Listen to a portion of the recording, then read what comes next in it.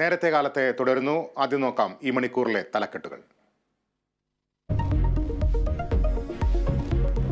Pathanamthitta പട്ടാഴിമുക്കിൽ car ലോറിയിലേക്ക് ഇടിച്ചു കയറ്റിയ സംഭവത്തിൽ ദുരൂഹത നീക്കാൻ പോലീസ്.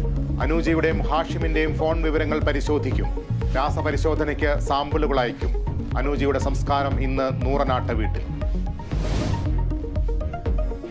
ആദായനികുതി വകുപ്പിനെതിരെ പ്രതിഷേധം കടുപ്പിക്കാൻ കോൺഗ്രസ്. പ്രതിഷേധം കോടികൾ പിഴയടയ്ക്കണമെന്നാവശ്യപ്പെട്ട് നോട്ടീസ് നൽകിയതിനെതിരെ തിരുവനന്തപുരം, കൊച്ചി, കോഴിക്കോട് ഓഫീസുകൾക്ക് മുന്നിൽ ഇന്ന് പ്രതിഷേധ ധർണ. തെരഞ്ഞെടുപ്പിൽ നിന്ന് പ്രതിപക്ഷത്തെ അകറ്റാനുള്ള BJP തന്ത്രമെന്ന് നേതാക്കൾ.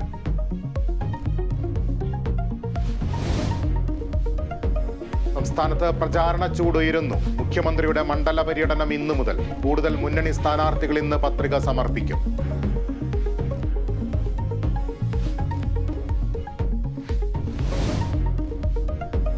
പയ്യാമ്പലത്ത് സ്മൃതി കുടീരങ്ങൾ വികൃതമാക്കിയ സംഭവത്തിൽ കസ്റ്റഡിയിലുള്ള പ്രതിയുടെ അറസ്റ്റ് ഇന്ന് രേഖപ്പെടുത്തും. കസ്റ്റഡിയിലുള്ളത് ആക്രി സാധനങ്ങൾ പെറുക്കി വിൽക്കുന്നയാൾ. രാഷ്ട്രീയമില്ലെന്ന് പോലീസ്.